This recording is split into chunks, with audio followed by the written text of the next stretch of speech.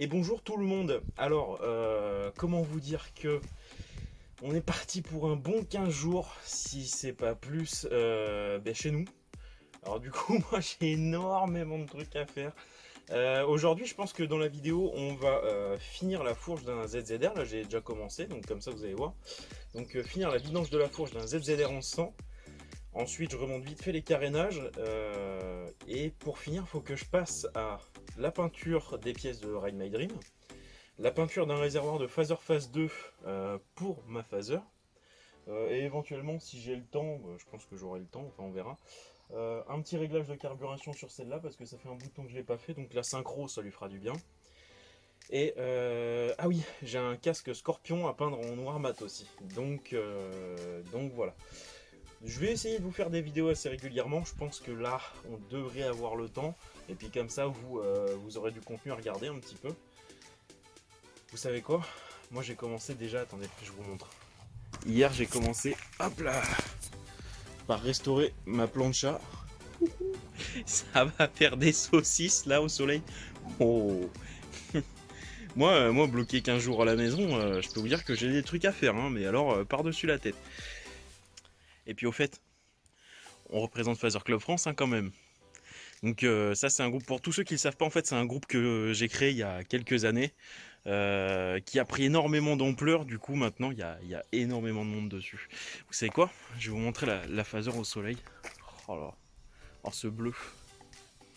Regardez-moi ce bleu. Bon, il y a un petit peu de poussière. Là. Oh ce bleu. Oh ce bleu. Maman. Et puis elle a une jante dorée, une jante noire, vous savez pourquoi? Eh ben tout simplement parce que mon pneu à l'arrière était complètement mort. Donc du coup j'ai pris les deux jantes que j'avais d'avance pour le café racer que je suis en train de faire.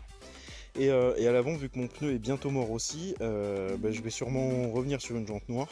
Ça va me permettre de refaire mes jantes dorées parce que j'avais repeint mes jantes en doré époxy, donc de la peinture époxy. Et en fait je l'avais amené le lendemain parce que je pouvais pas faire autrement, à un magasin de moto à Périgueux, je vais pas vous citer lequel, hein. Donc maintenant je suis à Périgueux, voilà, pour ceux qui ne le savaient pas. Et ils m'ont complètement détruit la jante arrière. La jante arrière elle est pleine de pètes de peinture, voilà, nickel. J'aurais dit de faire gaffe mais bon. Allez, on rentre un peu à l'intérieur. Regardez. Déjà j'ai fait le ménage avec le souffleur à feuilles ce matin, c'était pas mal. Je vais vous dire aussi, voilà, je me suis fabriqué, il y a des fois, on n'a pas forcément les outils adéquats. Donc, ce que j'ai fait, c'est que je me suis fabriqué un outil. Un cric provenant d'une Clio 3 qui allait partir à la poubelle. J'ai soudé une douille carrée dessus. Et là, je me suis créé une petite plateforme sur laquelle j'ai mis en plus un morceau de caoutchouc. Comme ça permet de délester l'avant de la moto quand je suis sur le pont. Hop, attendez, j'enlève la plaque qui est derrière. Et là, je peux foutre la moto en bascule. Et c'est nickel. Donc il y a des fois, quand on n'a pas la solution, on se crée la solution soi-même. Allez, donc j'ai déjà ouvert la fourche, enfin le tube de fourche. Il me reste lui la vidanger. Donc sur certaines motos, vous n'avez pas cette tige là, vous avez juste un bouchon. Ça c'est une tige qui va servir pour certains réglages de la fourche. Mon conseil c'est de toujours mettre du papier et vous venez poser vos pièces dans l'ordre où vous les avez démontées, toujours comme ça. Au moins, on est sûr de ne pas s'y perdre. Voilà. Donc ressort, rondelle, entretoise, et ça c'est la rondelle pour le bouchon. Donc voilà. J'ai eu de la chance parce que avant l'épidémie là de coronavirus, je me suis fait... Et merde. Je me suis fait une putain de stock de nettoyant frein, genre une semaine avant, et puis après on a été confiné. Super. Hop. Donc ça, je vous disais, j'ai chopé un réservoir de phase 2 que je vais sûrement monter sur la phaser. Hop là. Et puis après, dans ce carton là, j'ai toutes les pièces de Ride My Dream. En gros, j'ai toute une phaser complète dans un carton. J'ai ce casque là à peindre aussi. Et puis voilà, bon allez, on va vidanger cette fourche. J'avais plus de trépied non plus là pour poser mon portable parce que je filme avec mon portable, c'est un P30 Pro donc la qualité est au top. Et je viens de retrouver ce petit trépied, je pense qu'entre midi et deux là je vais aller me fabriquer un support en impression 3D, comme ça au moins je pourrais poser mon portable un peu à gauche à droite. Ce que je fais c'est que quand je bloque mon tube de fourche dans les taux, je le mets toujours dans du caoutchouc, ça évite de trop abîmer forcément le tube. Hop. Hop, là on est sur une douille de 27 pour ce bouton.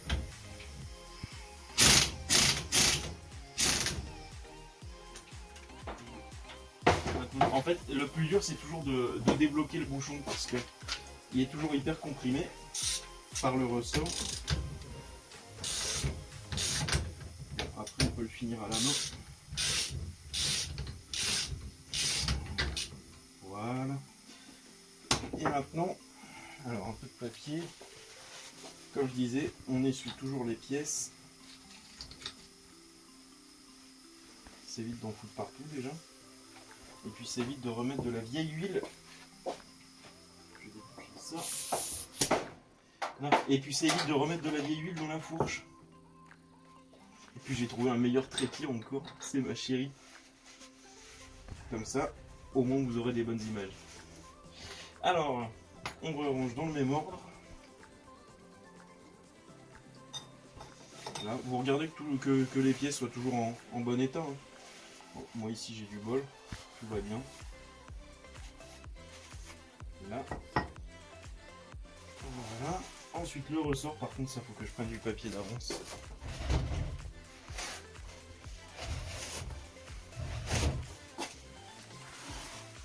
Parce que lui, il est vraiment gavé dégueulasse.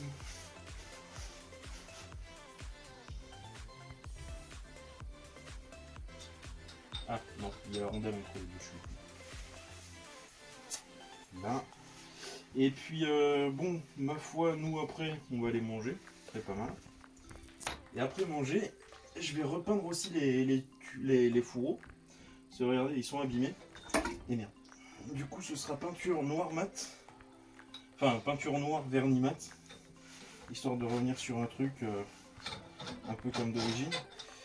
Et étant donné qu'ici, j'ai pas ma cabine de peinture. Mais par contre, il fait... Merde, oh putain, j'en fous pas. Par contre, il fait un bon 20 degrés, même plus. Ce qui va me permettre de peindre dehors. Et merde, en plus c'est à côté. Ce qui va me permettre de peindre dehors. Et alors c'est sûr que dans une cabine c'est mieux. Hein, là, on va dire que c'est du dépannage. Mais ça me permet de faire le boulot quand même. Si jamais par exemple je peins dehors et que j'ai des poussières dans mon vernis. Pour un vernis brillant, hein, je parle. Eh bien, il va me suffire de dépolir au 1000, ensuite au 3000, et je viens faire un lustrage, et j'aurai plus de poussière. Après, c'est sûr que dans une cabine, bah, forcément c'est toujours mieux, mais confinement oblige, là, j'en ai pas sous la main. Hop, voilà. Et ensuite, je viens hop, vider. Putain, ça schlingue ça, c'est vraiment la mort. Je viens vider mon huile. Moi j'ai un bac exprès. Hein. Après, vous pouvez prendre... Souvent les gens me disent ouais mais j'ai pas de bidon moi, pour verser l'huile. Alors si, tout le monde a un bidon d'eau déminéralisée chez lui par exemple. Tu coupes ton bidon sur la partie haute et ça te fait un bac. Et ouais. Il y a toujours moyen de se démerder. Alors ouais, il faut toujours bien pomper parce que tu as toujours de l'huile en fait entre le tube et le fourreau. Donc tu pompes bien comme ça. En vrai, dans mes vidéos, j'ai l'impression que je fais que des vidanges de four. Putain, c'est impressionnant. Je crois que la dernière, c'était ça aussi. Enfin, dans les dernières. Hop. Et je vais laisser ça s'égoutter. Voilà. Entre midi et 2. Pas bouger. Après, je vais remonter tout dans l'autre sens, hein, forcément. Ponçage des deux fourreaux. Dégraissage. Une petite couche d'après, je pense, ça fera pas de mal. Et peinture noire vernis mat, comme ça vous pourrez voir ce que ça donne. Allez, à tout à l'heure, moi je vais manger. On est en pleine fabrication du support là pour le téléphone. Je vais vous montrer une fois fini. Vous savez quoi? Mais le temps que la pièce s'imprime là pour bien filmer, moi je finis mon barbecue, hein. Allez, à tout à l'heure. Allez, hop, ça c'est sorti de l'imprimante. Du coup, je vais venir mettre mon portable en travers dedans. Il y a juste cette partie qu'on appelle des supports à enlever. Ah, oui, c'est... Donc ça, je l'enlève. Et puis, comme ça, je peux monter ça sur... Merde. Oh, bah, j'ai perdu. Enfin bon. Sur mon trépied. Et avant mon trépied, il y a... Ben, mon mini trépied. Mais je sais pas où est-ce que je l'ai mis. Enfin bon, il y a une attache GoPro dessus. Je la récupère et je peux monter ça. Bon, alors du coup, quand je fais des choses de ce style, en fait, genre vidange de fourche, moi je me démerde toujours pour trouver une revue moto technique, comme ça vous avez toutes les infos concernant la moto dedans, tout simplement. Je range ça. Voilà. Et là-dedans, j'apprends que pour ma vidange de fourche, il va me falloir. Alors attends, c'est où? Tac, tac, tac. Voilà, quantité totale, donc 458 ml d'huile. Et surtout, dans la fourche, ce qui est important, c'est un niveau d'huile. Donc le niveau d'huile, il va être de 149 mm. Donc tout à l'heure, j'ai fait ça à l'œil et je suis tombé à 149 mm. Non pas que je sois bon, mais plutôt que j'ai eu beaucoup de chance. Donc, hop, je finis de nettoyer ça. Là. Et alors, ce qui est important, c'est qu'il est précisé que c'est 149 mm ressort non monté. Donc, hop, je verse mon huile.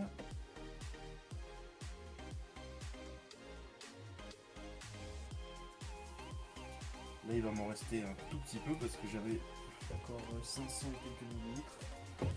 Je vais faire une mesure. Et alors, pour que l'huile soit bien répartie, il faut bien sûr bien pomper. Voilà. Il y avait des bulles d'air là, ça s'est senti, ça lâche d'un coup. Je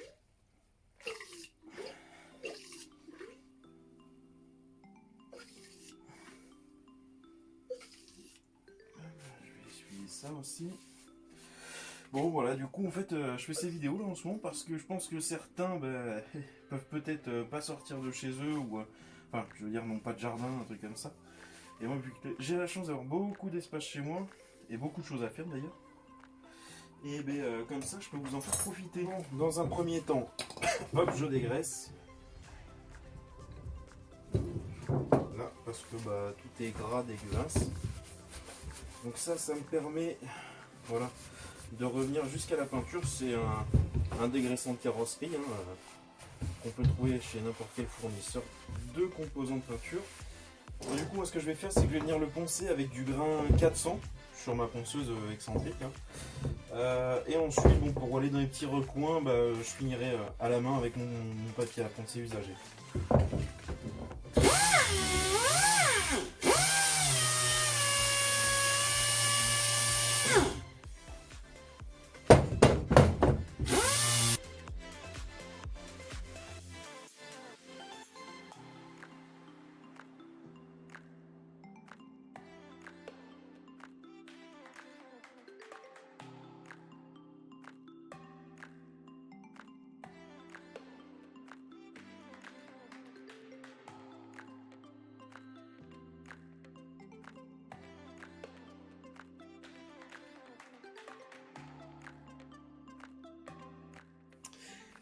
Bon, je vous cache pas que c'est la merde à faire, qui plus est, super.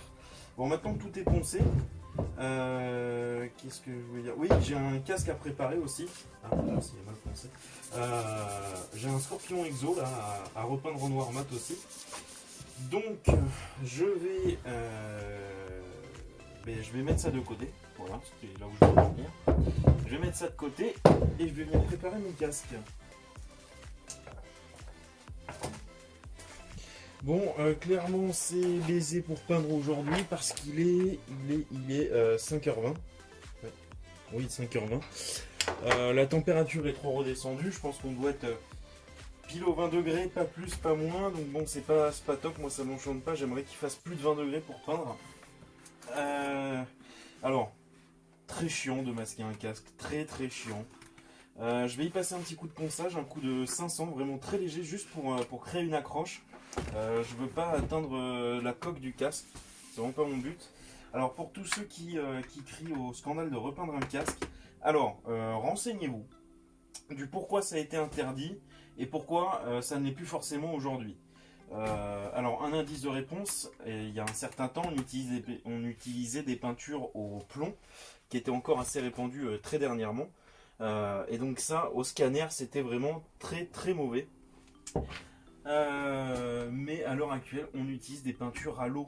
Des peintures à l'eau, ça n'influence en rien sur de l'imagerie médicale. Donc peinture à l'eau, et sur le casque j'utiliserai du vernis à l'eau. Ça se fait depuis pas très longtemps. Mais comme ça, j'ai que, si vous voulez, des bases à l'eau et ça n'interfère en rien avec de l'imagerie médicale. Et surtout, ça n'altère pas la composition du casque. Donc voilà, c'est pour ça que je peux repeindre des casques. Voilà.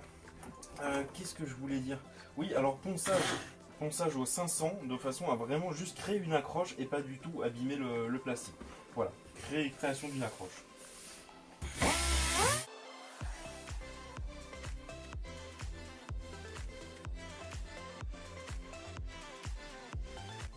Bon ben ma foi c'est comme ça que va se terminer la journée. Donc j'ai apprêté le casque. Comme ça demain ponçage. Et puis ben peinture hein, ma foi. Allez. Bon ben écoutez. Moi je vous dis bonne soirée et puis ben merci d'avoir regardé. Allez, salut.